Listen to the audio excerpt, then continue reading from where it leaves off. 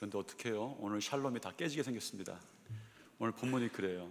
오늘 본문이 무시무시한 재앙들만 나옵니다. 우리가 인사했던 것 다 깨지게 생겼어요. 다 깨지기 전에 강한 샬롬을 한번 만들어 봅시다. 우리 크게 한번 샬롬 한번 인사하겠습니다. 우리가 과정이 결과가 아니다라는 것을 계시록 6장을 통해서 이미 이제 보았는데, 그러면 과정이 결과가 아니라면 그런 과정은 우리에게 무엇인가라는 것을 오늘 요한계시록 8장을 통해서 우리가 좀 만나야 합니다. 오늘 본문에 보면 드디어 마지막 7번째 인이 떼어져요. 그런데 그게 끝이 아닌 거예요. 사도 요한이 굉장히 당황했을 것 같습니다. 또 나오죠. 7번째 인이 떼어지고 나서 직접적인 재앙이나 이런 심판은 안 나오는데, 7번째 인이 떼어짐으로 인해서 다음 심판을 바로 불러옵니다. 그것이 7 나팔의 이제 심판이었어요. 이제 그 7번째 인이 떼어지고 나서의 일이 이제 5절까지 마무리가 되는데, 우리가 7인을 시작하면서 5장에서 보았던 하나님께는 금족 같은 성도의 기도의 향기가 담겼던 금향로에 대한 이야기가 이제 마지막에 등장합니다. 그리고 오늘 본문 5절에 7인을 떼시고 나서 그 향로에 제단불을 담아다가 땅에 쏟으니까 7 나팔의 심판이 시작되었습니다. 그런데 이런 질문을 한번 해볼 수 있죠. 왜 나팔 심판인가? 어쩌면 나팔 심판이 인심판 뒤에 나오는 건 당연합니다. 왜냐하면 7장에서 인침받은 자의 숫자를 계수를 했어요.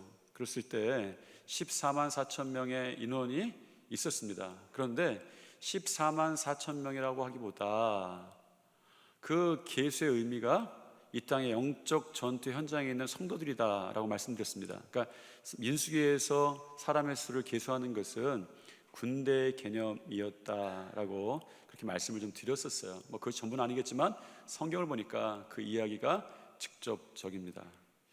그런데 성경에서 나팔이 사용되는 여러 가지 경우들이 있습니다. 여러 가지 이유들 중에, 그 많은 이유들 중에 대부분의 것은 이 나팔이 전쟁에 사용됐어요. 전쟁할 때 나팔을 사용해라. 나팔이 전쟁의 도구였습니다. 그러므로 백성의 수를 계수한 다음에 나팔의 심판이 나오는 것은 자연적인 것처럼 보입니다. 왜 나팔을 전쟁에 사용했을까라는 것에 대해서는 민수기 10장에 이렇게 말씀해 주십니다. 한번 읽겠습니다. 또 너희 땅에서 너희가 자기를 압박하는 대적을 치러 나갈 때에는 나팔을 크게 불지니, 그러면 너희 하나님 여호와가 너희를 기억하고 너희를 너희 대적에게서 구원하리라. 나팔은 전쟁에서 하나님 우리를 기억해 주십시오 라는 도구였다는 거예요. 정확히는 보니까 하나님을 기억하게 만드는 도구가 나팔이 아니라 우리가 전쟁에서 하나님이 기억나게 하는 도구가 나팔이었던 것 같습니다. 왜요? 전쟁이 나면, 분주에 지면, 당황하면 우리의 삶에서 하나님은 어느새 잊어버립니다. 문제에 빠져서 하나님 잊어버리고, 고난에 빠져서 하나님 잊어버리고, 그때 그런 전투 현장에 있을 때 나팔을 불 때 하나님을 기억하는 거죠. 이 말을 성경은 그렇게 썼습니다. 하나님이 기억하시게 하라라는 것이죠. 하나님 나를 기억해 주십시오 라고 하지만 내가 하나님을 기억하는 행위가 나팔을 부는 것인데, 그래서 이것은 하나님 내 전쟁이 아니라 당신의 전쟁입니다 고백하는 것이 구약에서 나팔을 부는 의미였어요. 이것은 분명합니다. 그래서 인의 계수를, 하나님의 영적 전투 현장에 있는 사람들로 계수받은 사람들에게 그런 환상에 연관되어서, 이 환상이 너무 뚱딴짓 많은 환상들이 이렇게 나온 건 아니에요. 다 이유들이 있어 보입니다. 다시 오늘 본문에 돌아가서 요한계시록을 묵상하면서 우리는 이런 질문이 생기게 됩니다. 왜 이렇게 심판이 끊임없이 계속되는가라는 것입니다. 7인의 심판이 있고 나서 좀 잠시 쉬었다 가는 게 아니라 바로 한 시간도 안 돼서 반 시간이 좀 지난 것 같은 그 시간에 바로 환상이 이제 보이게 돼요. 애비야 밥은 먹고 가라. 참 정감 있는 말이죠. 그러니까 누군가 추석 때 달아놓은 이 프랭카드에 달려있던 말입니다. 애비야 밥 먹고 가라. 곰탕집에 달려있었어요. 애비야 밥 먹고 가라. 제가 이거 보고 나서 와 이랬습니다. 이 한마디인데 추석이 다 담겨 있는 거예요. 여기에 이제 부모님의 사랑도 또 이제 먼 길을 떠나는 사람에 대한 배려도 이 한마디에 다 담겨 있는 것 같은 거예요. 딱 추석 같은 거예요. 여러분에게 이렇게 묻고 싶습니다. 여러분, 우리의 믿음의 핵심이 무엇입니까? 한마디로 하면 이건 믿음에 대한 믿음의 핵심이구나 라고 할 만한 그 정의될 만한 이 한 문장이 어떻게 될까요? 한마디가 어떻게 될까요? 여러분 어떻습니까? 여러분 믿음이 무엇입니까? 그러면 핵심이 뭐라고 말하실 거예요? 여러분 곰탕집보다는 대답 잘 하셔야 돼요. 요한계시록의 핵심이 무엇인가? 성경의 핵심이 무엇인가? 복음입니다. 복음이 핵심일 수밖에 없어요. 왜냐하면 성경 전체를 한 문장으로 줄인다면, 창세기부터 요한계시록까지 그 내용을 한 문장으로 줄인다면 그것이 무엇입니까? 하나님께서 예수 그리스도를 통해서 우리를 구원한 이야기가 성경책이에요. 그러니까 인류에게는 처음과 끝이 있는데 그 속에 구원이 있어야 된다는 이야기입니다. 그 구원을 어떻게 이룹니까? 예수 그리스도를 통해 이루신다는 이야기가 창세기부터 요한계시록까지 있는 것이죠. 인간이 죄를 지었는데, 그리고 마지막에는 심판이 있을 터인데 예수 그리스도의 보혈의 피로 우리가 구원받는다라는 이야기입니다. 이것이 복음이죠. 복음은 말 그대로 기쁜 소식이에요. 그래서 아주 기뻐요. 여러분, 성경이 복음이라고 한다면, 성경 자체가 복음이라고 한다면 요한계시록도 복음이 맞습니다. 그런데 우리가 성경을 읽다 보면 이 기쁜 소식이 요한계시록에서 막혀버리는 거예요. 잘못하면 벌 받는다, 이런 이야기가 성경에 없는 것이 아닙니다. 여러 군데서 잘못하면 벌 받는다, 사복음서에서 나오고 예수님의 말씀 가운데도 나와요.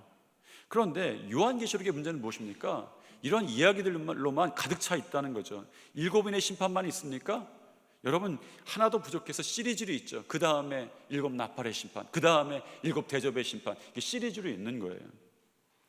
사실 요한계시록을 해석하는 난제 가운데 하나는 이 3가지 심판의 시리즈가 등장하는데 이걸 과연 어떻게 해석할까라는 것이었습니다. 2가지 견해가 있어요. 첫 번째는 이 모든 그 심판의 시리즈가 각각 개별적인 것인데 시간의 순서대로 그런 일들이 일어난다라는 그런 해석이 있습니다. 전통적으로. 다른 하나의 해석은 같은 심판의 모습인데 다른 모양으로, 그러니까 인의 심판, 나팔 심판, 대접의 심판이 사실 같은 건데 다른 모습의 환상으로 나타난다고 하는 거예요. 왜냐하면 이 모든 그 심판의 이야기들을 시간의 흐름으로 논다면 여러 가지 걸리는 것들이, 부딪히는 문제들이 해석하기 어려운 점들이 있기 때문이에요. 중복된 7가지 심판으로 받아들여야 되는지, 아니면 21개의 심판의 시리즈로, 그러니까 7인의 심판, 7 나팔의 심판, 7 대접의 심판, 21개의 이 어떤 일어나는 일들로 보아야 되는지, 이건 분명하지는 않습니다. 분명한 것은 지금 분명하지 않다는 거예요. 분명해지는 것은 지금은 아닙니다. 분명해지려면 예수님이 이것을 분명하게 보여주시는 것이 목적이었다면 환상으로 보여주실 필요가 없어요. 그냥 사진 찍듯이 그 장면들을 다 보여주셨으면 됩니다. 그런데 환상으로, 어떤 비유적인 환상으로 보여주셨죠. 성경이 전하는 것은, 이런 것들은 때가 이르러서야 정확해진다라는 것입니다.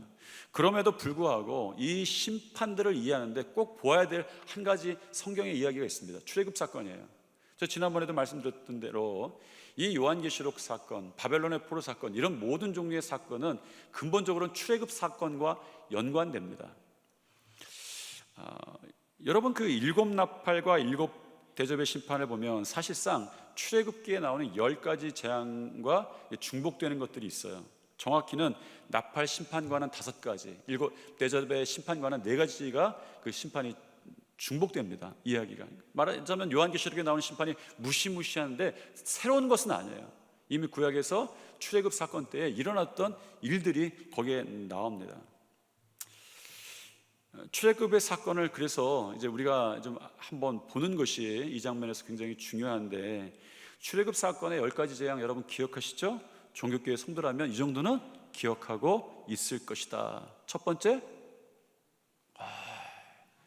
제가 여러분 코 좀 눌러주려고 저만 적어놓고 저기 원고를 줬더니 방송실에서 그 원고를 제가 첫 번째 하니까 화면에 쫙 띄워놨어요.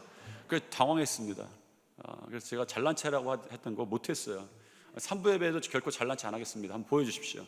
저도 못 외워요. 뭐 이런 것들이 10가지 재앙이죠. 뭐 이런 일이 있었다 보시면 되겠죠. 이 10가지 재앙입니다. 그런데 이제 출애굽 사건이 이 요한계시록을 해석하는 하나의 이제 기반이 된다라고 한다면, 이 재앙들을 보면서 저도 이제 재앙 묵상하는데, 이 재앙들을 보면서 문득 그런 생각이 들었습니다. 이집트 지역에 내린 10가지 재앙 앞에서 이스라엘 백성들이, 그걸 목도했던 이스라엘 백성들이 느꼈던 감정은 무엇이었을까? 하나님께서 재앙을 내리실 때마다 하나님 살아계시구나. 여기 재앙들이 기적이잖아요. 이런 일들은 그냥 일어나는 일들은 아니지 않습니까? 딱 누가 봐도 이건 어마어마한 기적이고 하나님이 일으키셨다는 건 누구나도 다 알게 되었어요. 그런데 그러면 이 재앙들이 일어날 때마다 이스라엘 백성들의 반응이 하나님 대단하시다, 하나님 살아계시다 이랬을까요? 그런 생각이 안 들었습니다. 이스라엘 백성들이 기적이 일어나는 가운데에 점점 실망했을 것 같아요. 여러분, 이 모든 기적은 하나님이 하셨다는 것은 누구나 다 인정할 만합니다. 엄청난 기적이었죠. 그런데 문제는 뭡니까? 기적이 계속해서 반복해서 일어나는데, 한 번만 일어나는 것도 아니고 그런 기적들이 반복해서 일어나지만 계속되는 고난의 문제가 그들 앞에서 해결되지 않았다는 거예요. 첫 번째 재앙이 기적이 일어나고 나서 그들의 문제가 해결되지 않았습니다. 더 고통스러워졌어요. 여러분, 우리의 믿음이 왜 자꾸 흔들립니까? 희미해집니까? 은혜를 받지만 또다시 고통이 시작되는 걸 경험해요. 예배에서 하나님의 만져심을 경험하는데 삶이 더 악화될 때가 있습니다. 자꾸 그렇게 되면 우리 실망하지 않겠습니까? 기도해도 안 돼, 은혜 받아도 안 돼. 왜? 또다시 일어나니까. 기도해도 안 되네, 은혜 받아도 잠깐이네. 이스라엘 백성은 처음 그 기적이 일어났을 때에 엄청나게 기대를 했을 것 같아요. 처음 기적을 체험했을 때는. 첫 번째 재앙이 일어났을 때 하나님이 살아계신다, 그런 생각 했겠죠. 그런데 아무 일도 변화되지 않습니다. 바로의 마음에 조금의 변화도 없었다는 거예요. 더 강팍해졌다는 거죠. 두 번째 기적이 일어났을 때에도 기대했을 수도 있습니다. 그런데 상황이 점점 더 악화되어 가는 거예요. 애굽에서 그들은 더 고통받는 사람들이 됩니다. 여러분, 9번째 기적이 일어날 때까지도 똑같은 패턴이었어요. 그러면 기적이 일어날 때마다 하나님의 역사인 것은 부정하진 못하지만 그들 가운데 생각나는 것이 무엇이었겠습니까? 이런 것들이 우리를 너무 실망시키는 거죠. 여러분, 분명합니다. 과정이 길면 실망이 깊어지는 거예요. 대표적인 사람이 누구입니까? 엘리야예요. 선지자 엘리야입니다. 엘리야는 천하의 신앙이다 라고 불릴 만한 아주 신앙인이죠. 그가 스스로 하나님께 이렇게 이야기할 정도였습니다. 열왕기상 19장에 보니까 내가 만군의 하나님께 열심히 유별하오니, 이 표현은 전에 성경 버전이 더 좀 와닿았어요. 저는 굉장히 더 마음에 듭니다. 개역 성경에는 이렇게 기록됐죠. 내가 만군의 하나님 여호와를 위하여 열심히 특심하노니, 열심히 있다는 게 아니라 열심히 특심하오니, 이렇게 말했습니다.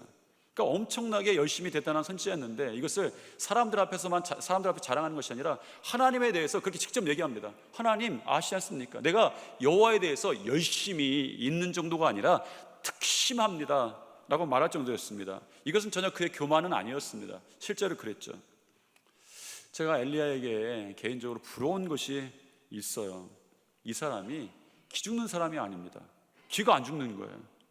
이게 참 부러웠어요. 저는 좀 심약한 사람입니다. 기 죽는 사람이에요. 여러분이 그래서 틈만 나면 저 기 좀 세워주셔야 합니다. 저는 여러분들이 눈만 이렇게 떠도 기 죽는 사람이에요. 여러분이 제 길을 세워주실 줄 믿습니다. 제가 안 보는 것 같지만 지금 아멘 안 하는 사람들 다 눈에 들어왔어요. 여러분이 제 기 좀 세워주실 줄 믿습니다. 대학기에 처음 들어올 때 참 청년, 고등학교 졸업하고 얼마나 기세등등한 청년입니까? 서울 이제 타지 생활 처음 시작하는데. 그런데 사실은 제가 참 기가 약한 사람이다라는 것을 알게 된 것은 바로였습니다. 신학교에 가기 위해서 서울 올라오면서 서울역 기차역에 기차로 처음 올라와서 서울역 앞에 건널목에 서 있게 됐어요. 그 장면이 아직도 너무 또렷합니다. 서 있게 됐어요. 제가 서 있는 것은 저 혼자 서 있었고 반대편 저 멀리 건너편에는 수십 명의 사람들이 있어요. 그 사람들은 저 신경 썼겠습니까? 안 썼겠습니까? 신경 안 쓰죠. 그 사람들은 저 앞에 있는데. 그런데 제가 혼자 기죽어서 혼났어요. 얼굴도 빨개지고 눈을 어디다 둘지 몰라갖고 손도 막 몸도 움직이고, 그때 아주 제 장면이 아주 기억이 납니다.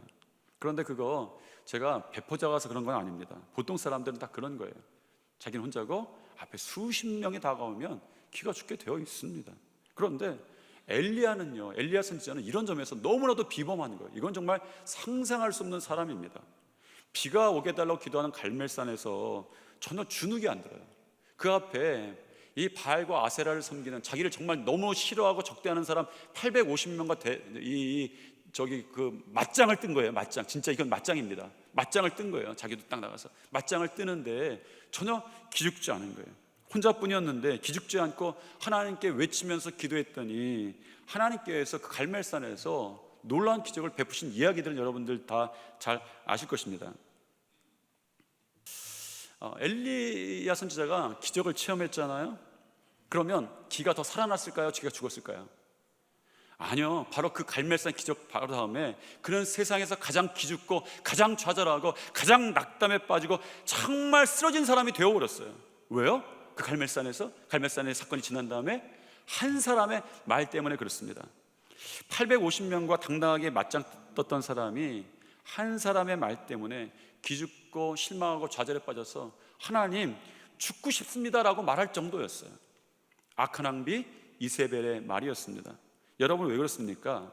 갈멜산의 기적을 체험했지만 또 다른 고난의 과정이 그를 기다리고 있다는 사실을 알게 된 거예요. 한 여인을 통해서, 이세벨 왕비를 통해서 너에게 또 다른 과정이 기다리고 있다라는 경고의 말을 들을 때에 사실을 통보해 듣는 순간에 이 사람은 그 말에 기가 죽습니다. 좌절합니다. 죽고 싶습니다. 이렇게 이야기하는 거예요. 그렇습니다. 과정이 길면 실망이 깊어지는 것이 우리의 모습일 수 있어요. 기도 죽고 좌절도 됩니다. 7인의 심판의 환상이 드디어 끝났어요. 그런데 그게 끝이 아니었다라고 말하는 것이 오늘 본문 8장의 내용입니다. 7 나팔의 심판의 환상이 계속 보여졌어요. 그것도 강도가 더 세졌습니다. 인을 떼실 때에는 재앙이 세상의 4분의 1을 휩쓸 것이다 라는 말이 한 번 나왔어요. 넷째 인을 뗄 때에 그때 한 번 나왔습니다. 그런데 오늘 본문에 나오는 7 나팔의 재앙은 정말 무시무시하죠. 한 번만이 아닙니다.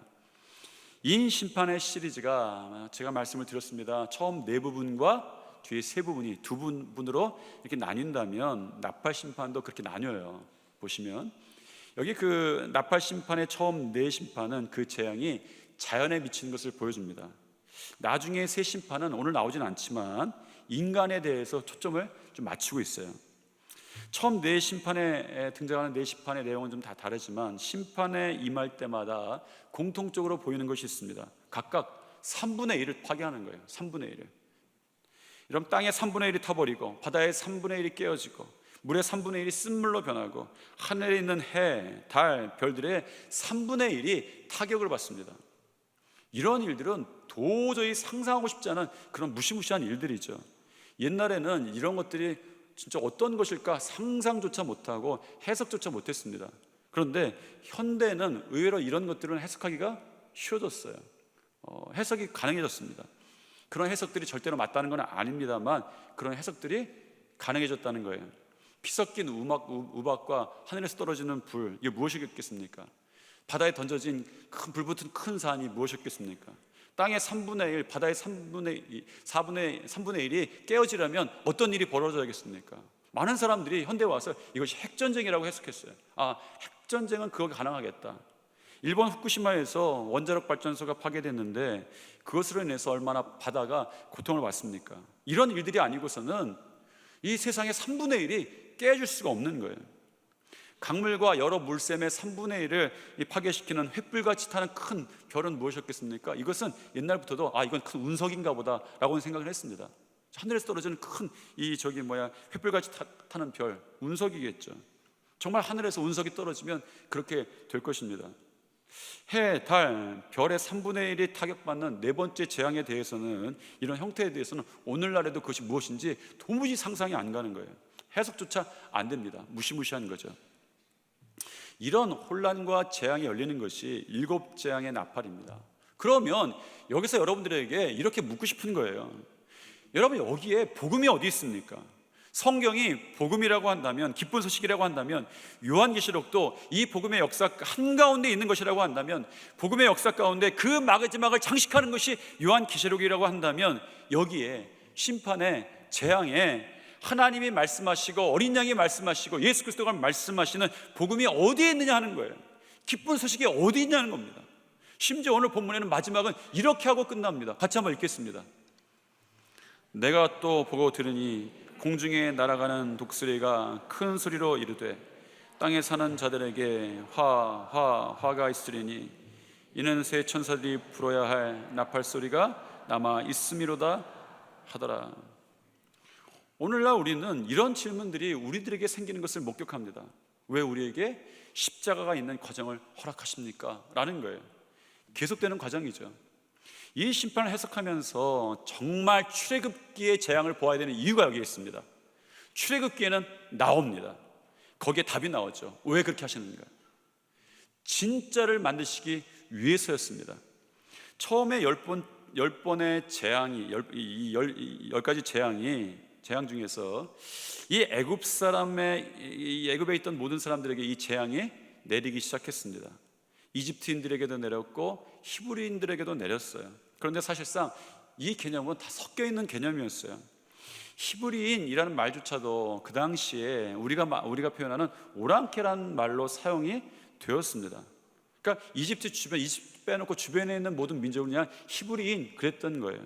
멸시하는 말입니다. 그런데 이 말 자체가 좀 높은 의미에서 쓰여진 것은 다윗 때 와서야 히브리인이 이스라엘 민족만 사용하는 말이 됐고 굉장히 높아지는 말이 됐어요. 그러니까 원래는 이 히브리인이라는 말은 오랑캐라는 말이고, 여러분 그 애굽에는 다 이런 그 개념 가운데 애굽인들과 히브리인들이 섞여 있었어요. 그런데 10번의 재앙이 일어나는 가운데에 정말 이 재앙 가운데 일어나는 사건이 무엇일까? 10가지 재앙을 자세히 살펴보면 거기서 여러분들이 반드시 발견하게 될 한 가지는 애굽으로부터 하나님께서 하나님의 백성을 이스라엘을 분리시키셨어요. 그 재앙 가운데 애굽의 10가지 재앙 중에서 처음 3가지 재앙은 누구나 다 경험을 했습니다.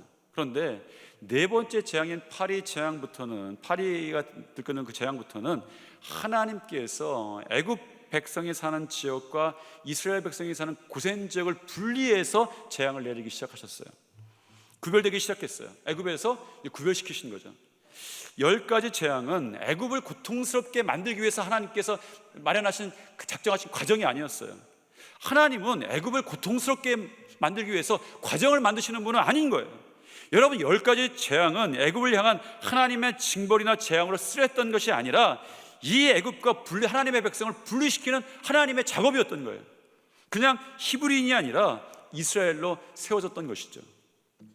요한계시록에서 심판의 내용이 끝날 때마다 보좌 앞에 나오는 사람들이 있음을 꼭 지적합니다. 진짜 성도들이죠. 인침받은 성도들입니다.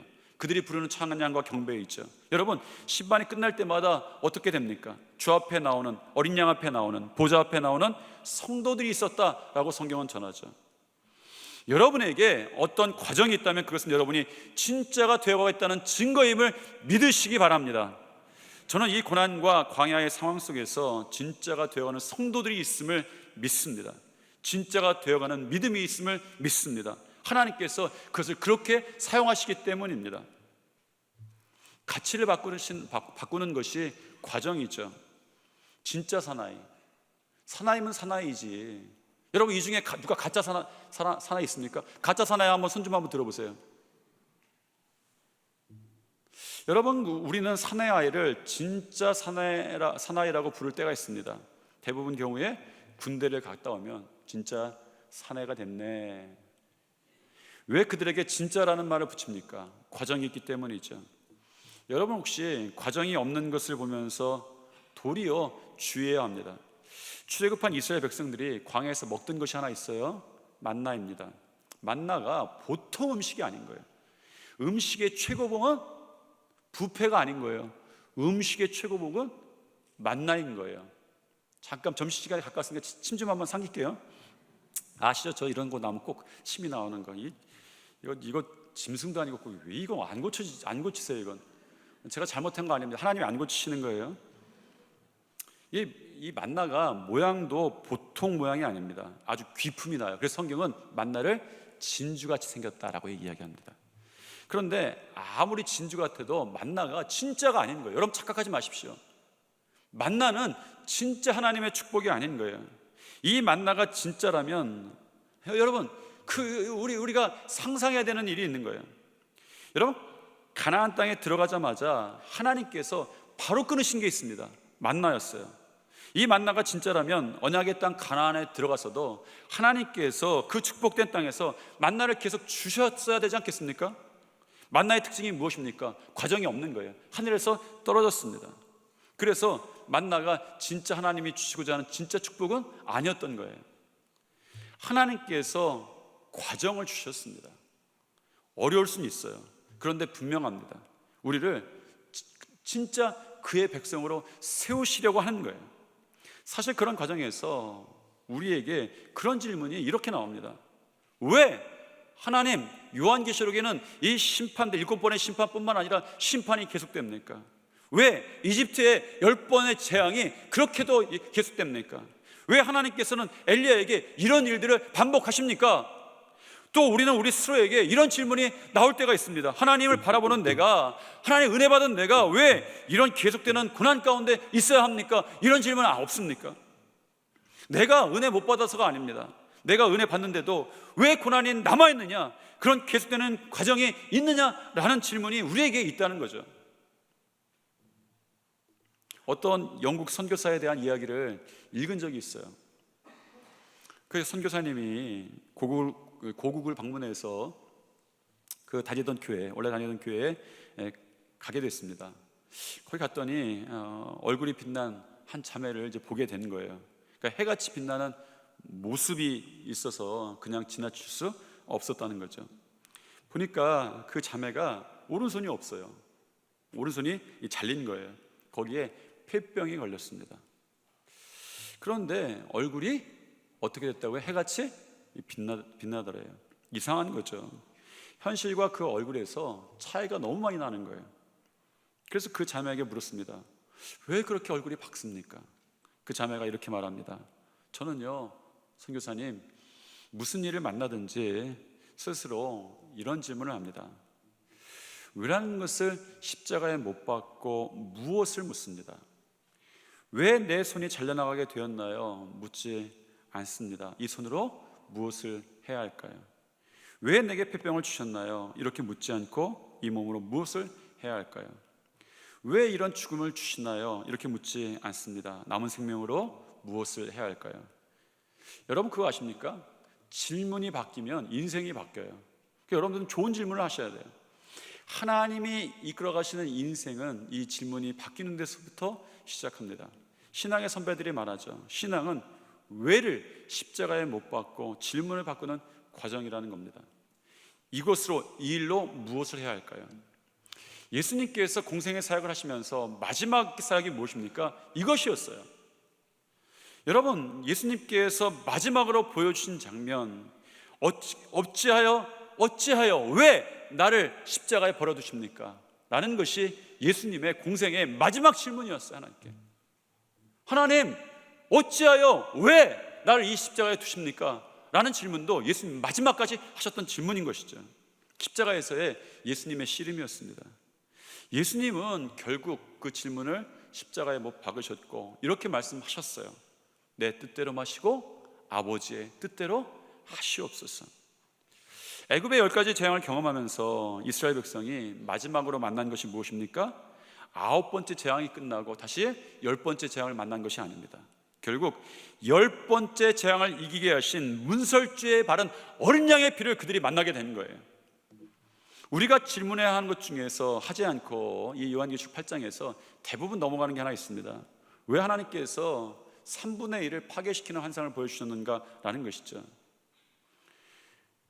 왜 요한계시록은 오늘 8장에서는 다 3분의 1로 다 계산을 할까? 여러분 정말 이런 일이 있다면 정말 자루 잰 듯이 이 세상에 3분의 1이 딱 파괴되고 3분의 1이 딱 깨어지고 3분의 1이 딱 물이 써지고 3분의 1이 어떤 해가 갈라지고 그렇다고 생각하십니까? 물론이죠. 그럴 수도 있습니다만 여러분 이 이 재앙이, 이 심판이 5분의 2면 어떻고 7분의 3은 어떻고 100분의 57이면 나쁩니까? 잘못된 거예요. 그런데 요한계시록에서는요 3분의 1이라고 하는 숫자를 계속 강조하며 씁니다. 계속 반복해 쓰죠. 거기에 이유가 있겠죠. 여기 이걸 통해서 해주시고 싶은 말씀이 있는 거예요. 어디로부터 이 말씀이 나옵니까? 처음부터 이 이야기는 나와요. 우리가 알지 못하지만 구약에서부터. 여러분, 여기에 구약부터 내려오는 사도 요한이 받은 신앙의 유산이 하나 있습니다. 구약에서는요 3분의 1이 심판의 도구로 사용됩니다. 에스겔서에서도 그렇게 사용되고 스가랴서에서도 그렇게 사용됩니다. 심지어 스가랴서에서는 3분의 1의 심판과 3분의 1의 심판이 더한 3분의 2의 심판까지도 이야기합니다. 그런데 그런 말씀이 나오는 가운데에 한 가지 주목할 것은 심판은 아니라고 성경은 말합니다. 그것을 주목하라고 하는 것이 하나님께서 성경을 주시면서 말씀을 주시면서 남겨두신 이야기가 아닙니다. 하나님께서 그 장면에서 우리에게 꼭 해주고 싶은 것은 야, 나중에 3분의 1이 멸망할 것이다, 3분의 1이 깨어질 것이다, 3분의 1이 써질 것이다, 이 말씀이 아니라는 거예요. 여러분, 우리 스가랴서 한 절 한번 하나 읽겠습니다. 스가랴서 13장 말씀인데 같이 한번 읽겠습니다. 여호와가 말하노라, 이 온 땅에서 3분의 2는 멸절하고 3분의 1은 거기 남으리니 내가 그 3분의 1을 불 가운데 던져 은같이 연단하며 금같이 시험할 것이라. 그들이 내 이름을 부르리니 내가 들을 것이며 나는 말하기를 이는 내 백성이라 할 것이요 그들은 말하기를 여호와는 내 하나님이시라 하리라. 하나님의 이 말씀의 목적이 무엇이라고 스스로 밝히고 계십니까? 3분의 1을 심판하시는 것이 목적이 아니라 스가랴 선지자를 통해서 진실하게 주고 싶으셨던 메시지는 너희는 내 백성이 되게 하리라 라는 거예요. 이 일을 통해서 여호와는 내 하나님이다 라는 고백이 나오게 하는 것이 이 과정의 목적이었습니다. 그러므로 이 과정에 있는 모든 사람들이 도달할 지점은 이런 거예요. 하나님께서 너희가 내 백성이다 하는 하나님의 음성입니다. 하나님이 내 하나님이다 라는 고백이에요. 여러분들이 그 고백에 도달하시게 될 줄 믿습니다. 우리가 요한계시록에서 진짜 만나야 하는 것이 있습니다. 진짜 복음이에요. 나를 진짜 백성 삼으시는 하나님의 사랑입니다. 저는 여러분의 삶에서 어떤 과정이 분명히 있겠지만 어떤 과정이든지 거기서 진짜 하나님의 사랑을 만나게 되시기를 축복합니다. 저는 오늘 우리가 생각해 보아야 될 것이 있다고 믿습니다. 조금 작게 말해서 여러분 삶 속에 관계의 십자가가 있습니까? 여러분 가운데 가정의 십자가가 있습니까? 여러분 삶에서 어떤 십자가를 만나셨습니까? 여러분에게 어디에서나 만나게 될 수 있는 십자가들은 분명히 있습니다. 그때 여러분들이 하셔야 될 일이 있습니다.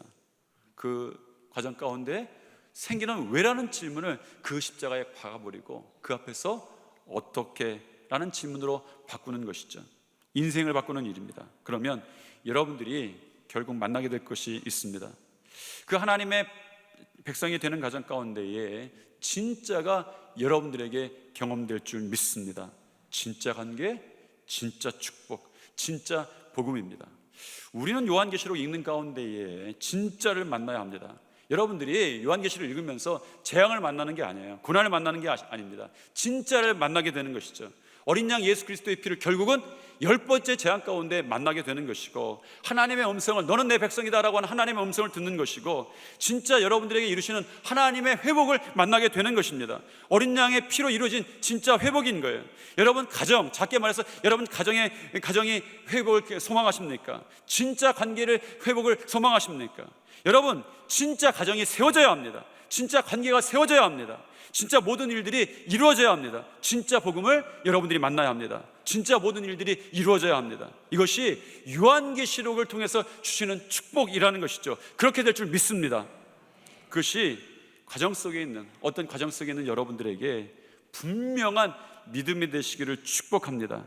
요한계시록 우리가 읽어가는 가운데에 여러분의 삶에서 이 진짜 복음, 진짜 하나님의 사랑, 진짜 하나님의 백성, 진짜 하나님의 축복을 이루게 되시기를 다시 한번 축복합니다. 우리 옆에 분과 한번 인사하겠습니다. 이렇게 인사하죠. 왜가 아니라 어떻게입니다. 다시 한번 옆에 분과 한번 인사하겠습니다. 당신은 진짜가 되어 가십니다. 한 번 더 인사하겠습니다. 옆에 분과 목사님 기 좀 세워줍시다. 뭐 이거 안 하셔도 됩니다. 이건 안 하셔도 돼. 이건 안 하셔도 됩니다. 그래요. 여러분, 이제 요한계시록은 기쁜 소식입니다. 하나님이 여러분을 위한 축복입니다. 성경에 다 약속되어 있습니다. 여러분의 삶에 어떠한 과정이 있더라도 그 속에서 여러분의 질문이 바뀌고 하나님을 향한 눈이 열린다면 이제 그 과정을 통해서 이루시는 하나님이 빚어가시는 것을 신뢰할 수 있는 여러분이 될 것입니다. 기도하겠습니다. 사랑과 은혜가 충만하신 하나님, 우리 가운데에 만나게 되는 십자가들이 있습니다. 그 십자가 앞에 왜라고 하는 질문을 바꾸게 도와주셔서 하나님, 이 일을 통해서 이루시는 것이 무엇입니까? 물어보게 도와주시고 기도하게 도와주시고 그 과정 가운데 지나갈 때 진짜를 경험하게 도와주시옵소서. 진짜 하나님의 사랑을 만나고 진짜 하나님의 능력을 만나고 진짜 하나님의 축복을 만나서 우리 삶에 있는 모든 것들이 하나님이 이루시는 일입니다 고백하며 내가 하나님의 백성입니다, 하나님 나의 하나님이십니다 고백이 저들의 입술 가운데 고백되게 도와주시옵소서. 예수님 이름으로 기도드립니다. 아멘.